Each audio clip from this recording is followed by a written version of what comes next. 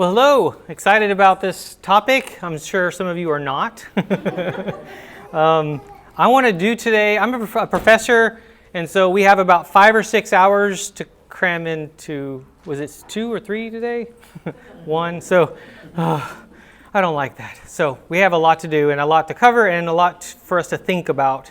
The handouts on your chairs is the QR code, and these are throughout. It's a link to the video recording of this, the audio, handout, all that kind of stuff, and past things that I've done. Plus, that's a list of just resources I recommend and I'm going to be referring to. So I want to start with, actually just a few days ago, June 18th, this came out in the New York Times. Surgeon General, why I'm calling for a warning label on social media platforms. Something has already started happening just in the last few months. And it's coming from Jonathan Haidt in a book that came out just a few months ago, and some things that have been moving over the last few years. So that's kind of what I want us to spend some time looking at today. But here's what this article kind of outlined. It outlined first, the adolescent mental health crisis is real. We have a problem. If all the therapy that kids are getting and all the drugs that kids are getting were working, we would have the healthiest young adults in the world, and we have the worst. So it's like scratching our heads, I wonder what the problem is. And so they start doing research. The crisis is international. So this is interesting where they've looked across the world and actually seen that all the developed nations, it links to one thing, and that's the onset of social media and smartphones. And so we're going to look at why and what do we do with that, because the fact is most of us couldn't actually live without our smartphone, adults. And maybe we should, and we need to consider our relationship with our smartphone because it's not so smart. Which is sad. Correlational studies are clear that heavy users, and this is where a lot of the problems come with teens, heavy users, this increases depression and anxiety. So much is happening because of this. And then the experiments mostly show that reducing social media usage improves mental health. Surprise, surprise. And this is what's funny to me about research. We do research, and then it's like we find out a conclusion that all of us knew already. And the sad thing is, why aren't we moving this forward faster? Which is sad. Parents, educators, Gen Z say that the phone-based childhood damages adolescent mental health. Yes, it does. We know it. Most of our kids know it. But one of my friends actually just said this to me yesterday. He said, I'm the one that gave my daughter her first heroin dose. Meaning the smartphone. Meaning social media. Think about that. That's a scary statement. I'm the one. I need to be responsible as a parent. Same here. I have failed with 1 or 2 of mine. I've got one still cooking. She's turning 14 soon, and doesn't have one and won't. But the relationship with the phone, with social media, that's important. We're going to look at that because there's also amazing things about it. Now, some examples of our life and what we do. My kids, a number of years ago, we went to this movie. Normally I vet movies before I go take my kids. I don't know why I didn't do that with this one. But we walk in the movie theater. My kids are pretty little. This came out a while ago. And my 3 kids later, we had this discussion about their takeaway.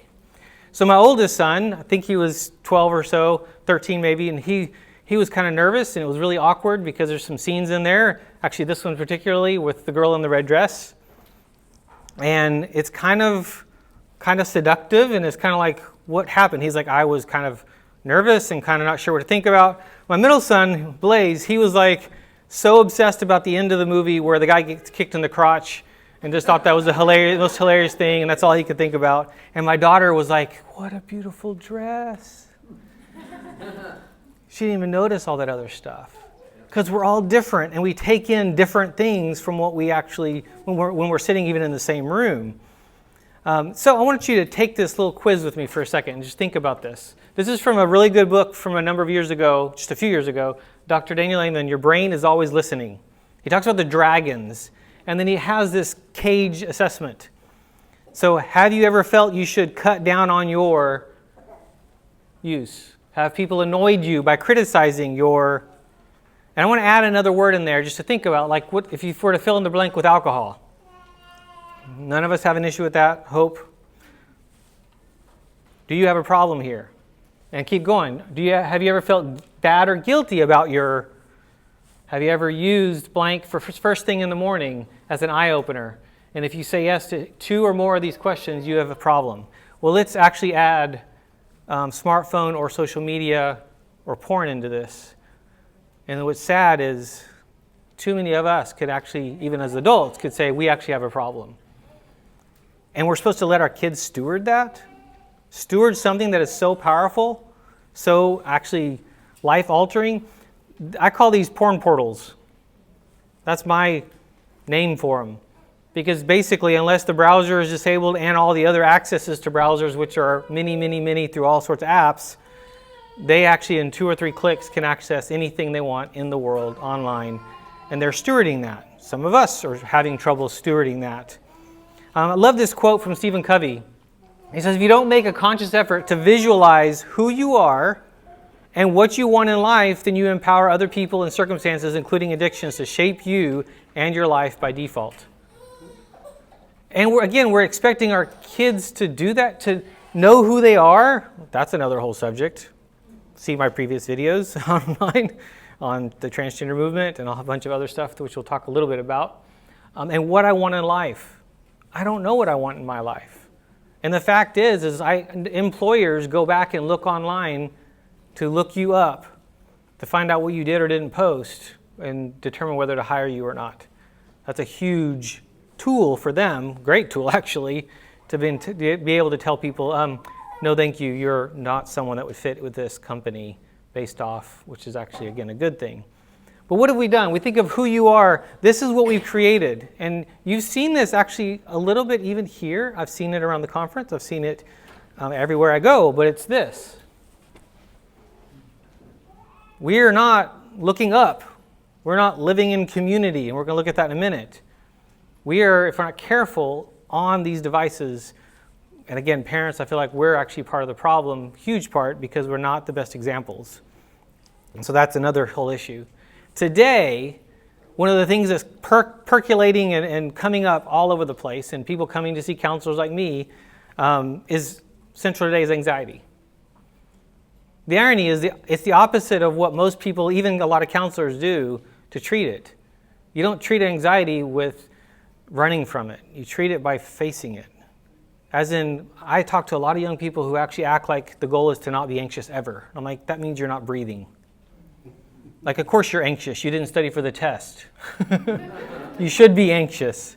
Yes, that teacher's hard. You should be worried, anxious. We need to actually learn about, again, a relationship with anxiety versus acting like the goal is the absence of. Yeah, we have a generation that's more medicated and more therapized than ever in history. That's part of why I've, like even from my own practice, I don't work with kids and teens alone anymore. Haven't for the last 4 or 5 years. I work with the family because I want to partner with the family, and we'll see, I'll emphasize that again here in a minute. But the second piece of this is depression, self-harm, and suicide. And we're going to look at some stats here in a little bit. So, is what we're doing working? And I work with a lot of homeschool families too, by the way. And I'm looking at the result, past 18, and it's not going well. We think homeschooling is going to save our kid. No, if we overprotect and we underprepare, they go off the deep end at 18 or 19 or 20 or whenever they finally leave the house. It's like, so we need to prepare them, which is the books I wrote. I can't say that for parents and going beyond the talk for teens and preteens. It's about helping you prepare for the world we live in. The conversations being had that there is no longer 2 genders. I mean sexes. Genders, there's a million of them. This is an insanity of a world. So the research I'm going to look at started 2019. This book came out. Really good book, Coddling the American Mind. 3 bad ideas. Avoid adversity at all costs, always trust your emotions, and the world is black and white. So that's what started being pushed by a lot of families because we reacted to the culture around us and the fact that we know that there was a murder 6 blocks away a while back, and so now we're afraid to let our kid ever leave the house. Our kids are anti-fragile was the goal of this book. What is anti-fragile? Think of a tree. Tree needs the wind, needs to be bent and pushed around to get stronger and stronger and stronger. Our kids need adversity, need hard work. My son just got off work a little bit ago. He left the house at 4:30, went and worked on a cherry picking farm, and now he's at home, showered, and now he's gone to his other job, and he's 16. And I didn't make him, which is the coolest part, because like that's part of our family, like work. And my almost 14-year-old daughter is mad because why can't I have a job? Which makes me proud because I'm indoctrinating them well. But work. That's part of the pre-fall in the garden. Work is a beautiful thing. And some of us have a disordered relationship with work too, and we need to work on that ourselves. Not necessarily change the job, but our attitude towards the work that we have. So these 3 bad ideas is that we're all fragile. This focus on safetyism with parents. I can't let my kids go, can't let them out of my sight. Risk, scary world. And then this is the scariest one to me. Most counseling programs now, the teaching is, to counselors even, that you're either in the oppressed category or the oppressor. It is scary what's being taught in any university when it comes to counselors and helping, because that is not helping anyone. It's dividing everything and everyone and doing more damage. Just like the division between parents, who's the parent? The school system, the government, or us? And obviously we know the answer to that, but our world is pushing a divide between, including kids and going to see your doctor, where they want to see the kid alone. And I'm like, no. Because this is what we want. The world wants this in some weird way, because this is a portal into their minds. Into our minds too, though. Just scary. I was listening to this podcast from Jonathan Haidt where he was talking about these 3 areas of focus. And I was like, you know what? This is actually pretty good. And it was a person to be, work to do, and someone to love. What a great goal that would be for us with our kids. And someone to love, friendships, but also someone to marry and to build an amazing family with and all of it. But let's just put these 3, and it's something to think about. Person to be, work to do, someone to love.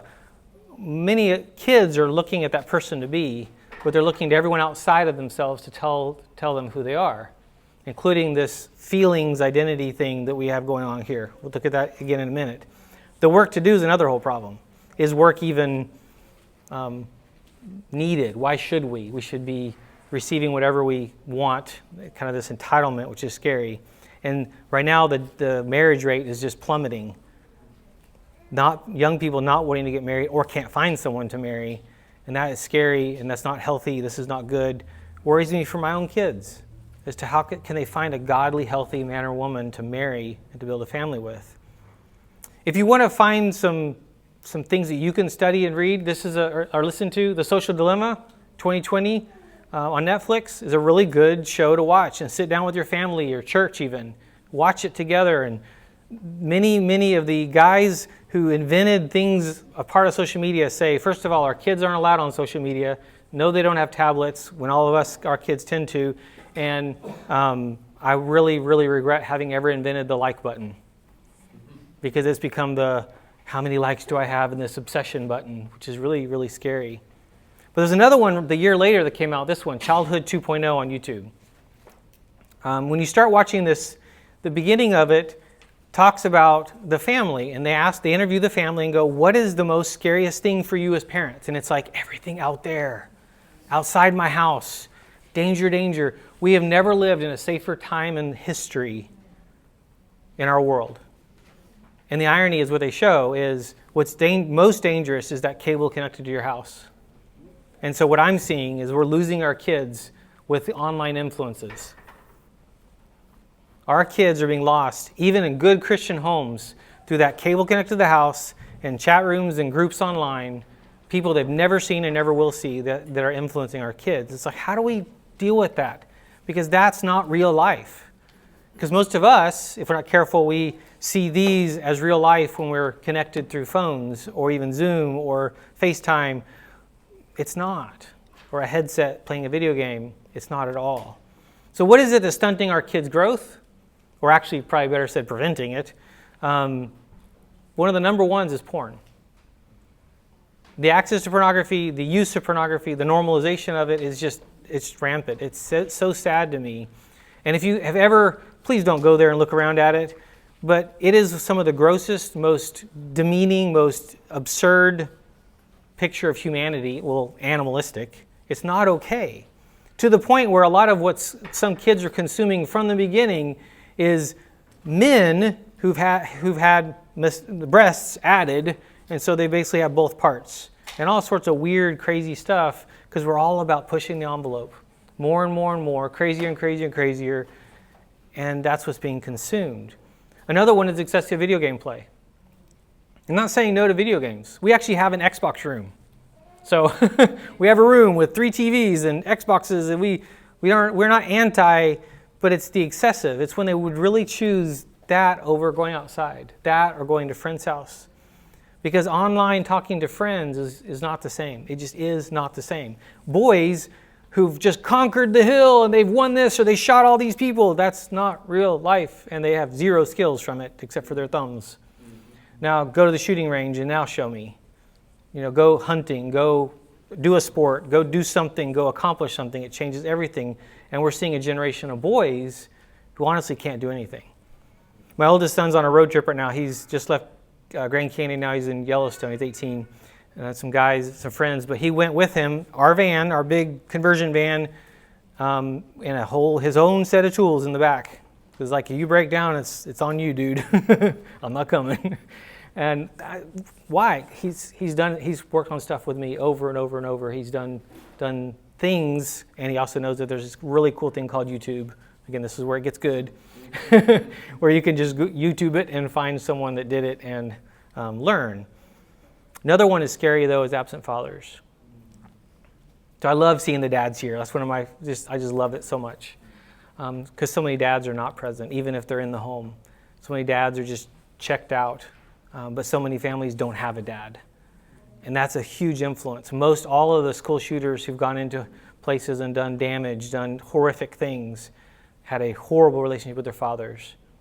And by the way, there's another piece of information there you don't hear in the news, and is most of them were also marijuana users, which is very interesting because the marijuana today is not the marijuana they're trying to sell from 20 years ago. It's high doses, and it's increasing schizophrenia and psychosis. And why are we pushing this? Because again, I feel like there's something going on there in our culture to dumb us down, if you will.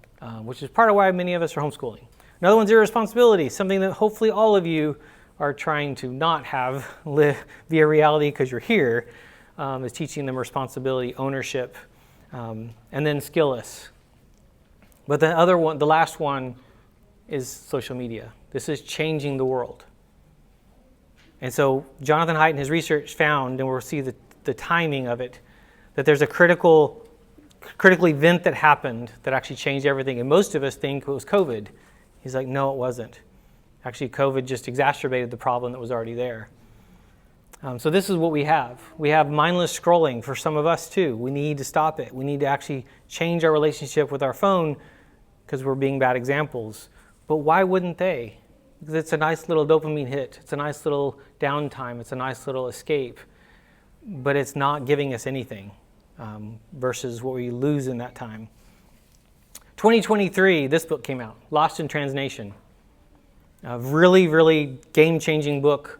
Other countries have already banned gender transition and all these weird things that have been happening. America is still trying to hold strong, even though lawsuits are happening across the U.S., which I'm so glad for.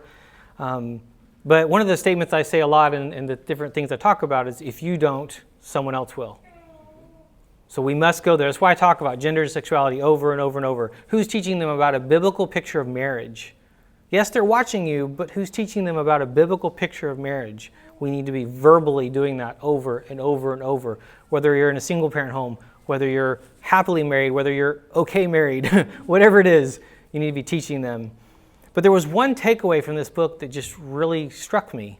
Because a lot of people I know allowed for this one thing because they figured it was a concession in this cultural war, and their child is struggling, and they think they're the other sex, and they never will be, but they think this.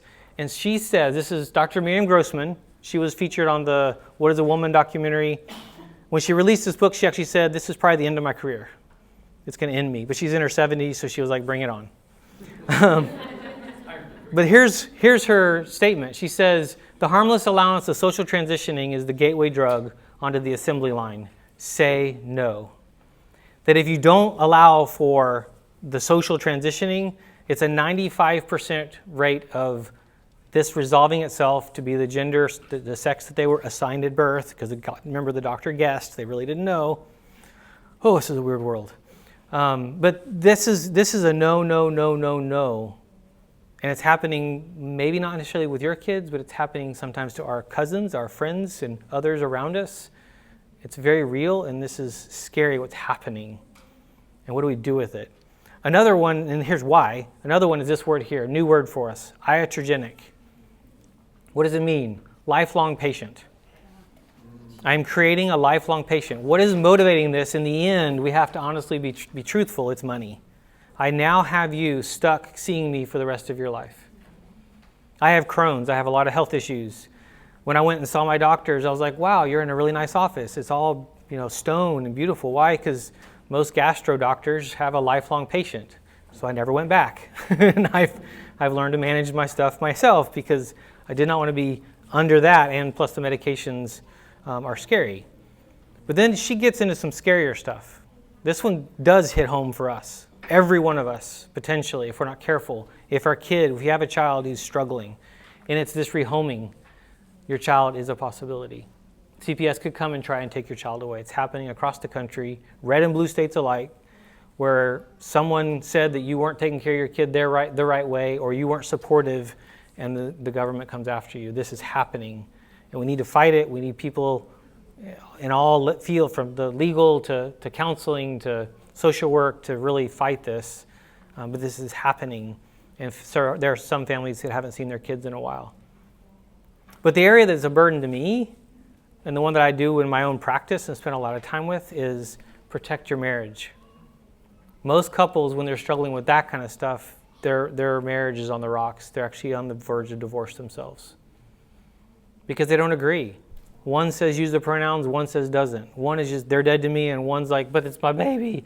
And they're not on the same page. Great, you're different. Praise God, you are. So bond together, and that's my focus, is helping marriages stay strong. This is a really good book by Shanti Feldman and one of my mentors, Dr. Seitzma, that came out in 2023, Secrets of Sex and Marriage, a very powerful, research-based, from a very godly, I love Dr. Seitzma, I love him, a former Wesleyan pastor who trained me, taught me what I do. Oh, yay. I love it when that picture slips in there. Best day of my life. Yep. 21 years here in a few weeks. Yay. Love it. She's sitting over there and she's embarrassed already. But another one, though, from this book is euphemisms. There's no such thing as 0% regret rate, as in they don't keep the data. That's why they say that. Top surgery is called a double mastectomy. It's not called top surgery. Stop trying to make it sound pretty. It's two perfectly healthy breasts being chopped off. This is not okay. And Miriam Grossman's like, I've had a mastectomy. I've had cancer. So she's like, I got a problem with this. And she gets very, very heated on that, which I absolutely love. The joy of binding, where you wrap something around and compress the breast, does so much damage to the body. And that's not okay, yet they're getting these at school, they're getting them from friends, they can find them online for free. And so be aware of that. And then faux vagina or penis. The other name for a faux vagina, as in when they turn the penis inside out and make an opening, it's called an open wound. As in your body is fighting it the rest of your life to keep it open with dilators when it just wants to close up and heal. This isn't okay. None of this is okay. But it's what so many of our young people think is normal now because of the language, the hijack of language. And then one last thing, this is a really good one though. The suicide data often quoted as a myth, praise God. Sweden, who has socialized medicine, had this data, and there's a really good documentary on YouTube about this, but they asked these doctors about the data and about the research, and the guys were like, oh, they're going to kill themselves if they don't get the surgery. And they actually proved that actually there was a zero within the system, zero suicide rate, which is phenomenal, beautiful, but it's also, hey, your whole story just got busted. right around this time, another book came out, When Your Kids Say They're Trans. Now here's my problem, and here's why I'm showing you this. I'm going to show you a couple more. All of these are from secular sources. These are not Christians, and it bugs me. Why are non-Christians speaking up louder than Christians about this? Because we're losing kids. It may not be your kids, but we're losing kids to this, I would say, a cult. So these are 3 therapists. One lives in Ireland, 2 in the U.S., and they're adamantly against what's going on. And this is one of the things they say. They say, parents, we have to insulate them against the messages that their sex will or should be determined by their interests. It takes about 8 years for kids to understand gender constancy. So if anything, we should be saying, all right, I'll talk to you in 8 years. Which, by the way, means they're past puberty and things usually resolve itself. We need to take a watchful waiting, address the causes. We're not dealing with the actual causes. Social transition appears to set kids on a path to medical intervention, like was said before. And the mental health of young people who have transitioned tends to get worse instead of better. Why are we not hearing this from more Christians is what I actually am struggling with personally. Take the time to make concerted efforts to place boundaries upon what? Online engagement. We need to actually have a little more control of this. And the problem is you can have apps and you can have all sorts of controls, but you can't be there at all times. You can't. They know how to get around anything and everything. I love it when my kids come to me and go, hey, I found a way around. Because we're talking about this all the time, and they found some loophole where they can get to this. And iPhone allows it, and Android allows it. It's just evil to me in so many ways. Parents, it is our job, this is from them, to help our child orient and adapt to, crazy word, reality. To inoculate against harmful belief that their body is wrong. We need to go there and help build them up.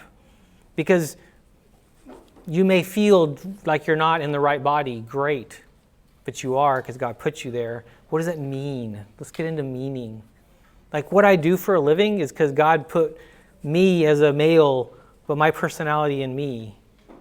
And we joke around in my marriage that I'm the girl and she's the guy because I'm the emotional basket case and she's the like steady, even non-emotional, dead human. And I laugh, I cry at everything. She points and laughs at me. Like, wonderful marriage. This is the word you've probably heard, and we need to, I think, shout it louder. This is actually what's happening. Rapid onset gender dysphoria.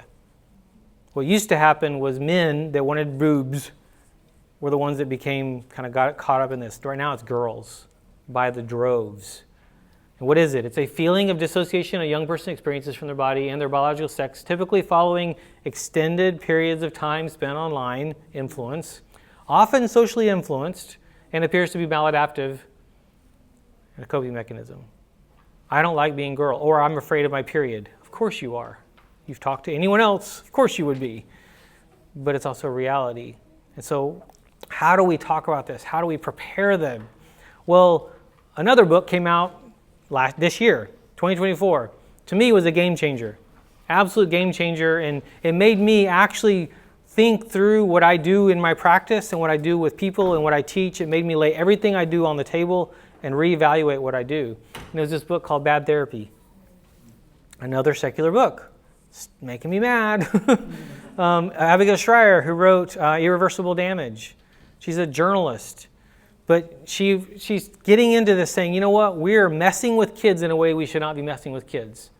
Some of the areas that she goes into is social emotional meddling. How are you feeling today? How are you feeling today? How are you feeling today? I'm not good. Well, let me ask you the question. Do you feel great all the time?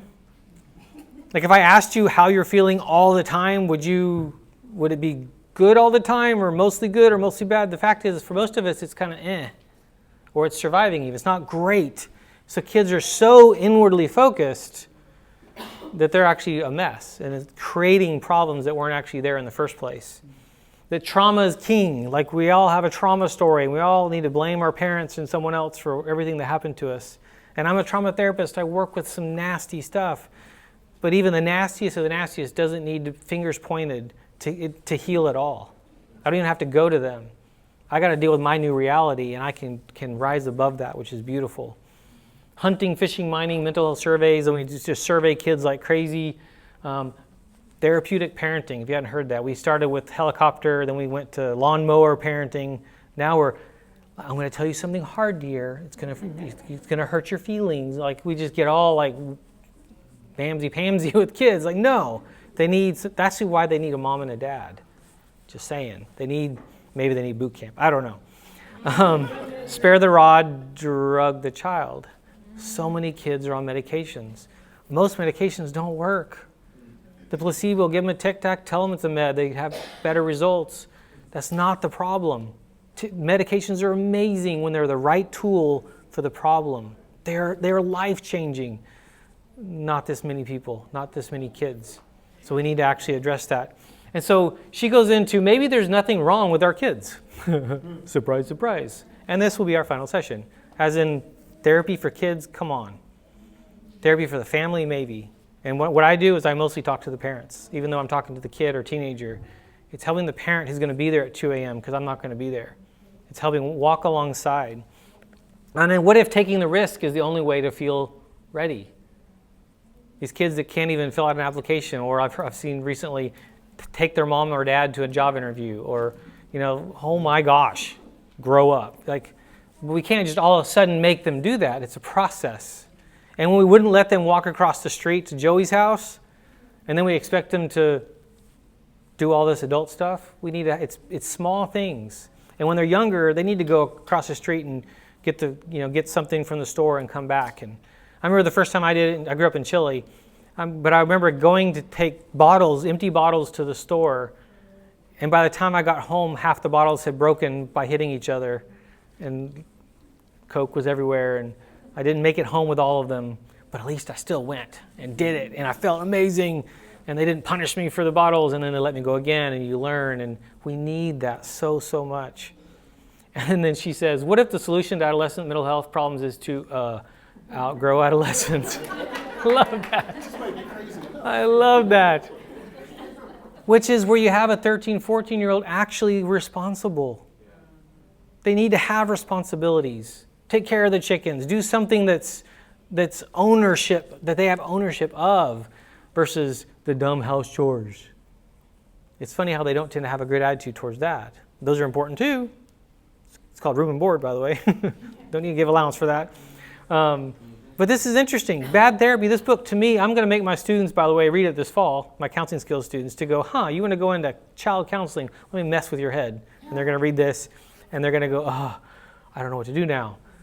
Because we want to be putting families together. Because what's happening with therapists a lot of times is I have this secret with your kid, and you don't know, and I can't tell you, and they don't tell you, and no, I'm not going to put myself in that situation. We are partnering. And so that's one of the things that to me, she is really sounding an alarm on lots of other areas. Schools, the medical system, counselors, everything, which I just love. Don't agree with everything she says, but love. Now today, the Anxious Generation. This book is the one that started this movement from what I mentioned in the beginning. It's an okay read.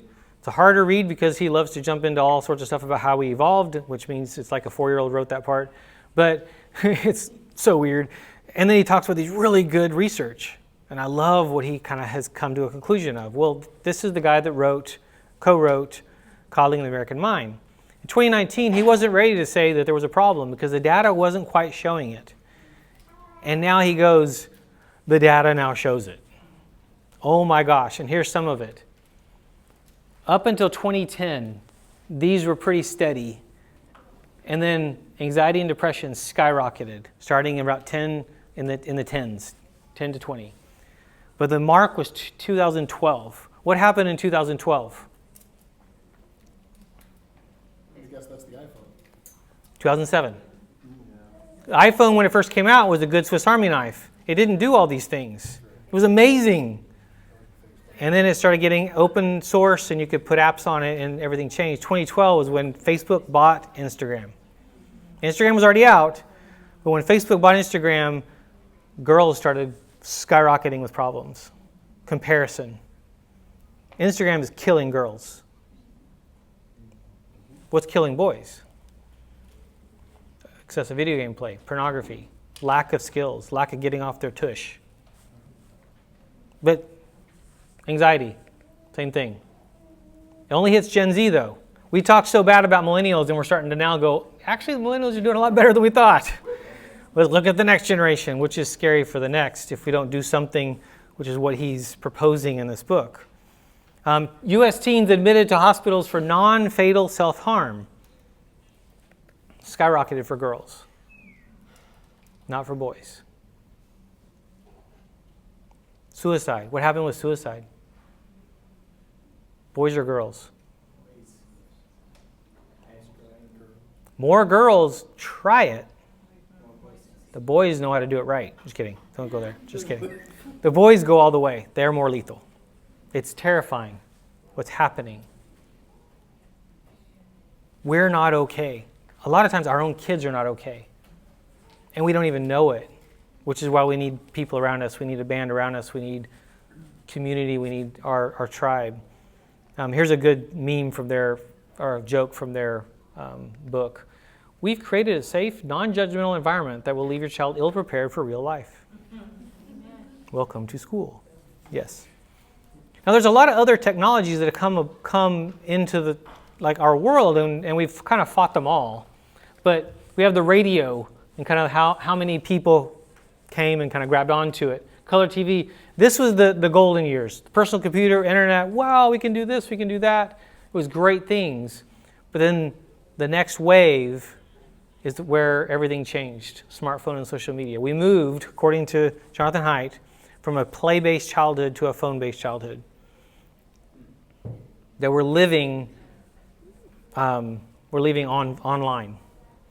And they say about 5 to 7 hours a day. Some of the research shows that kids are doing 15 plus hours a day on their phones or on screens. Because if you watch some of them, it's in their hand all the time. Like I have my middle son every once in a while, because he's new to this, he gets a text, and if he doesn't answer a text within 5.7 seconds, he's like this horrible human being, and it's like trying to help him say, no, you need to wait, because you should not answer well. You need to think through, feel through before you reply, which is important. So he concludes, Jonathan Haidt, we have five foundational harms. These apply to us so much. Number one, opportunity cost. We are losing time. We are losing time. Social deprivation, time with friends. It is not the same to play video games or to be online with people than to be in person, to be incarnational. And COVID showed us that that's not okay. We need one another. It's very different, this right here, versus you watching this online. And you know that, we all know that. But yet it's convenient. It's harder to get up and go, harder to do something all day like this. And so kudos for being here. Sleep deprivation. We don't go to sleep because we're on our phone. We don't go to sleep because there's media. There's always something to consume. We go, and there's something wrong there. Attention fragmentation. And then we are seeing an increase in addictions to many things, including phones. Our youth group at our church, every outing that they do, they have these 2 big boxes full of phones. As you register, you leave your phone. There are some kids that will not go because I cannot leave my phone. Like, it's so sad. They're that, like it's their pacifier. That's not okay. And we need more environments like that. So this is his final 4, and it's what's starting some movement in the United States and other countries, developed countries. No smartphone before high school, age 14 or later. No social media before 16, and he said actually it needs to be 18. Phone-free schools, which is starting to happen in some places. The irony is, who's the biggest pushers against it? Parents. Because I have to get little Johnny at all moments of the day. It doesn't matter that he's misusing his phone the rest of the time. And then far more free play and independence. And that independence is important. It's hard for us to do as parents, letting them go outside of our sight where they go around the corner and God knows what happens. They need that. They need to actually fail. They need to call and say, hey, I missed the bus, because they were taking the local bus and now they're stuck. And maybe wait an hour till the next one. You'll learn. Or, hey, I'll be right there. But they need some of that. But here's remember I mentioned that these are secular sources. So this one, Jonathan Haidt, he's like, I'm an atheist. He claims it loud and proud, even in his book. Great videos on YouTube, little short ones where he's been interviewed lately because this is a new book. He adds this in his book. Again, an atheist writing about this. He adds a section on spirituality, and I'm like, what is he doing here? And he talks about this hierarchy of moving up closer. The higher you are on the chain, parent versus kid, or higher in terms of your job, and then closeness. These are two axes. He goes, but I'm going to add a third axis, and it's divinity, he calls it. I'm like, interesting, as again, non-Christian. And then he has this whole section about spirituality. The virtuous actions bring us closer upward. So when we do things outside of ourselves, what does a phone do? It makes me all about myself. What does all this stuff do? It makes me all about myself, obsessed with myself. And so then he asked the question, does the phone-based life generally pull us upward or downward on this vertical dimension of divinity? Absolutely downward. It's destroying. And it's actually probably hurting some of us too in ways that we need to rethink this. So then he goes into a section in his book on spiritual practices. I'm like, what in the world? This is so amazing. And he literally outlines, there's an abundant evidence that keeping up certain spiritual practices improves well-being. Spoken, and he says, by the way, I'm an atheist. He says it again. It involves reducing self-focus and selfishness. Wow, what a concept that might come from somewhere.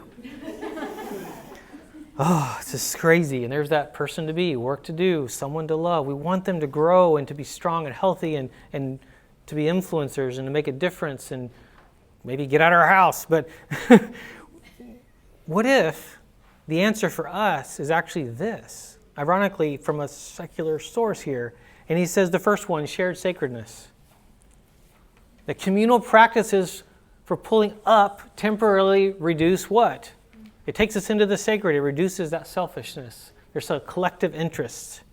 There's something about what you do with your church, what you do with other people in your community, your homeschool group, your co-op, friends. It's a state of an energized communion, collective effervescence. Yes! Second one he goes into, and I'm just like and laugh. Embodiment. Being together and moving together. How powerful that is. And how important, even during COVID, this is. Humans are embodied. A phone-based life is not. We need to do more of this. Third one. Stillness, silence, and focus. These sound familiar. Maybe we should look at Richard Foster's Celebration Discipline. Meditative absorption. Without training the mind, what does it do? What do we do? It flits around like a jumping monkey. So focusing your attention and meditating, doing something, being still, changes us. We can't be still. We take our phone to the toilet. You don't know what being still is when your phone's always with you and you always are just somewhere scrolling and escaping. Again, this is us. We need to not let our life be that way as well, yet alone lead our children away from that as well. To experience stillness and silence, we want to develop focus. We must reduce the flow of stimulation into our eyes and ears. You cannot listen to 7 episodes of a podcast in a row and remember almost anything. Our brains can't do it. We need to listen to one and at least have 10 or 20 minutes of silence where it kind of files some of that away. Then you can go into another. But if we don't have some break between, days like today, it's just too much. We don't have the capacity. We need stillness. We need to slow down. His fourth one is transcending the self. And he talks about the default mode network. It's what the brain is usually doing, also known as the profane network. I thought that was an interesting word. The debased version of us. What we just do, which is doom scrolling, it's less active when we engage in meditation and prayer. That part of us kind of goes to sleep when we actually do things intentionally. Is that written by the same author? Mm-hmm. That's in that. So the atheist says Yes. that this is less active when we engage in Yes. meditation. And Yes. When the DMN is quieter, we are better able to deeply connect to something beyond ourselves. There's his version of God. Social media is a fountain of what? Bedevilments. And this is again from this atheist. It trained us to think about ourselves, be materialistic, judgmental, boastful, and petty. We share all this stuff online and we whine and bicker and we fight and I look at things where there's comments and I go, who has time for this? 7,000 comments? It's like, need a life, need a life, need a life, need a life. Ugh. Crazy. And then this next one is be slow to anger, quick to forgive. That sounds familiar. Maybe, kinda. The mind, left to its own devices, evaluates everything immediately, which shapes what we know or to think next, making it harder for us to find the truth. We're our own worst enemy with that. We need to slow down. Intuition comes first, strategic reasoning second. Turn down the judgmentalism and turn up the forgiveness. Another really, I call forgiveness the other F word. That's how we treat it. We don't want to go there. We don't talk about it. It needs to be talked about. It's so important. Social media trains us to judge quickly and publicly. We've seen our pastors receive more hate stuff over 17, 18, 19, 20, 21, just that period from people because they're getting more like emboldened to just, I hate everything. I hate the music. It's usually the music, right? I hate the music. I hate this. I hate that. Why'd you change this? Why'd you change that? It's not a team. It's not a body sometimes if you're not careful. And then the sixth one was actually one that kind of made me go, so that's why I like doing some of the things I like to do. And his sixth one was find awe in nature. Psalm 19 sings out. He put this in here, by the way. He put Psalm 19, sings out. This is in his book. The heavens are telling the glory of God and the firmament proclaims his handiwork. The emotion of awe. This is his. I love that. Awe is triggered by two simultaneous perceptions. First, that what we are looking for or looking at is vast in some way. It's got to be something incredible. And second, that you can't fix it into your existing mental structures. Like I have a picture on my wall. Actually, my parents have a picture on their wall. Someday I'll get it. But it's of this volcano erupting where we were about 500 meters from the mouth of the volcano erupting. I grew up in Chile. One of the volcanoes near us erupted, and we got to go to it. And I remember the roar and the heat. And that picture looks just like a little red dot on some black. There's no picture. If you've been to the Grand Canyon, you see that the pictures are nothing. There's something about awe. There's something beautiful about this. And he talks about the 8 wonders of life here. The moral beauty, collective effervescence, nature, music, visual design, spiritual and religious awe, life and death, epiphanies. And the fact is, in the research, those suffering from anxiety found that natural beauty was an effective treatment. It improves everything. Shifts in neurophysiology, diminished focus on self, increased pro-social relationally, greater social integration, heightened sense of meaning. There's something incredible. And I'm one of those that I'm an indoor person. I don't really like the outdoors. And this is me a few weeks ago. We have a Boy Scout troop. I've been Scoutmaster for years. Been doing it 13 years, or 12 years, starting my 13th year. This is from across the river. Oh, I love campfires. These are our boys. They're doing a merit badge there. And this is my happy place. That's my little hammock hanging in the sky up there, the orange one.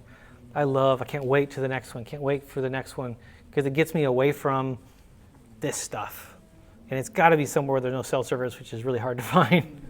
Because when there is cell service, it's amazing how you still do it. You still go there. And so there's some Boy Scout camps where you can't get service. I love it. There's others you can, and I'm like, because the fact is if I have a hard time stewarding, again, how in the world are my kids going to be able to? And here's the funny part about all of that right there from Jonathan Haidt. It's literally this. If you haven't read this book, it's a book I read every few years. It's a reminder of these things that are so important for us to do and live out and teach our kids and practice. The corporate disciplines. How we live our life matters, and how we build relationships matters. And this smartphone thing, we need to actually learn how to use the tool of a phone. That's not a bad thing. I love that I can, while I'm sitting in here, I can order the book that someone just mentioned. It's probably not a good thing. I love that. I love that I can actually spy on my kids because I have cameras that show the screens around my house so I can see what they're looking at and watching. I love that I can pay on this. I love the GPS. I love the off-roads GPS, backcountry. There's so many cool tools with this. This isn't a bad thing. But we're talking here, again, back to this. We need to say no. And the truth is a lot of parents who've done this before, some of you as well, you go, I would do this different. I wouldn't have given it at this time. I wouldn't have done it at this age. They were not responsible with it. I would change when or how. Because one of the things we remind our kids, this is not a toy, it's a tool. Yet, what is one of the first things we put on it? We put games. So I'd say get rid of the games, delete the games, stop it, change the way it's used, and then they can't ask you for it to play a game because there aren't any, which is really important. And then the outside, getting outside, doing with friends. This is where our co-ops are important. This is where hanging out. And it doesn't need to be anything hugely organized, even though we try to find those kind of things. They get creative when they're allowed to get creative. They turn, my nephew who was my sister tried to protect him from everything. I mean, he's chewing his food into gun shape. And it's like they're going to find a gun somehow. They're going to find a weapon somehow. Let boys be boys there. So maybe teach them to steward those things and not be afraid of those things, which is important. Now, this might be kind of controversial. This is what I've done. This is an example of what I've done. There's some TV shows and movies that I'll sit down and watch with my kids on purpose because I want to talk through this with them. And there was a show that came out a few years ago that when I asked my students if they'd seen it, it had come out 1 week earlier, and then I heard about it, and over half the class had raised their hands and they had binge watched this.